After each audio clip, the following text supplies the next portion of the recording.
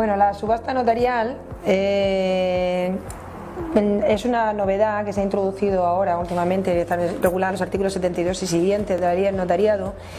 y hay que tener en cuenta que solamente constituye una subasta notarial la subasta que va supervisada en todo tiempo por el notario. O sea que desde el principio hasta el final es el notario el que dirige la subasta y esta se realiza a través del portal de subastas del Boletín Oficial del Estado.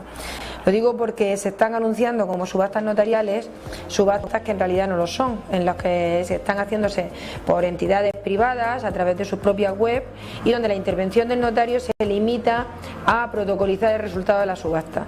Esas subastas no son notariales, solamente son notariales las que se realizan a través del portal de subastas del Boletín Oficial del Estado y con el control del notario. Las subastas notariales pueden venir motivadas por un expediente administrativo o judicial o, por ejemplo, por el cumplimiento de un contrato, porque le hayan pactado las partes que se subaste, o a requerimiento de un particular que quiere vender su vivienda y que solicita a un notario que se transmita. Entonces, respecto a estas últimas, el promotor de la subasta puede elegir el notario que quiera, es de libre elección. También puede determinar cuáles son las condiciones que van a regir la subasta. En el caso de que no haya establecido unas condiciones especiales, pues se aplica supletoriamente la legislación notarial. Y comienzan con un requerimiento que se hace al notario. Entonces, en el requerimiento el particular pues hace constar cuáles son sus datos personales, cuáles son los datos del inmueble que quiere subastar, las características físicas del mismo, cuál es el estado de cargas, su situación arrendaticia y su situación urbanística y cuál es el estado de deudas, si tiene pendiente algún tipo de comunidad de propietarios, de recibos de contribución, etcétera. Entonces el notario también tiene que hacer constar cuál es la situación catastral, porque por ejemplo si no estuviera coordinada adecuadamente en el catastro, pues lo debe mencionar, y cuál es el precio de salida por el que quiere subastarla. El notario, antes de iniciar el expediente y sobre todo justo antes de empezar la subasta, pues va a consultar el registro público concursal para comprobar si la persona, el promotor del expediente, el que quiere vender, está en situación de concurso de acreedores o no, para ver si hay alguna limitación para que pueda vender. Luego también hace una consulta al registro de la propiedad, solicita una certificación de dominio y cargas para comprobar cuál es la situación registral del inmueble y lo comunica también al portal de subastas, porque el portal de subastas lo que hace entonces es asignarle una dirección de correo electrónico a través de la cual se va a articular las pujas y el mecanismo de la subasta. Y por otra parte también le notifica que se va a subastar ese inmueble para que no se pueda subastar dos veces el mismo inmueble en el portal de subastas.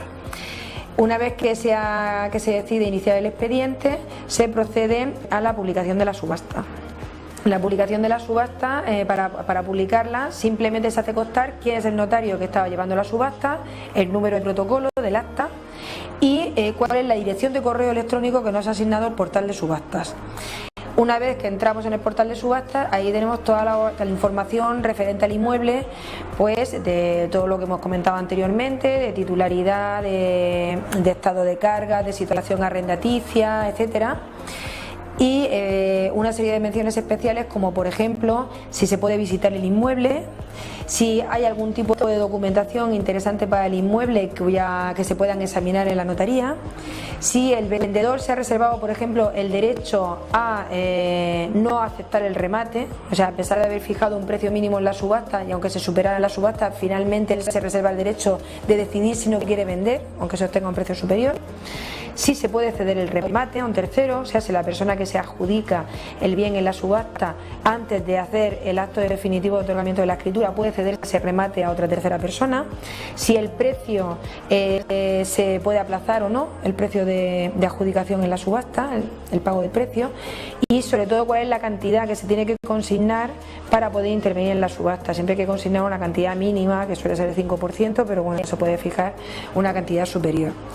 Todas estas condiciones aparecen en el portal de subasta y se puede acceder directamente a esa información a través de la dirección de correo electrónico que se proporciona en el anuncio de la subasta.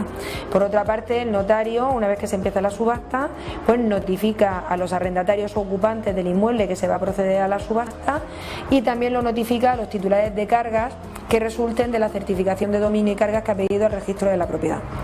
A continuación se inicia el periodo para poder presentar las pujas. suele ser de 20 días, pero también en las condiciones de la subasta el promotor del expediente puede fijar un plazo diferente. Y una vez transcurrido ese plazo, pues el notario comprueba en el portal de subastas qué pujas han presentado y cuál de ellas resultaría la adjudicataria del inmueble.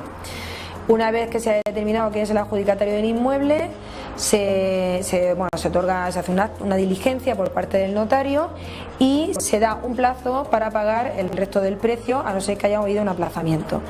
Sí, y siempre y cuando el propietario haya aceptado la puja, si es que se hubiera reservado el derecho al aceptarla. Si transcurrido el plazo correspondiente no se ha pagado el precio, se va al siguiente postor. Si se ha pagado el precio, pues ya se extiende una diligencia de finalización de la subasta con adjudicación del inmueble al rematante que ha satisfecho el precio en la totalidad. En ese supuesto ya hay que otorgar la escritura pública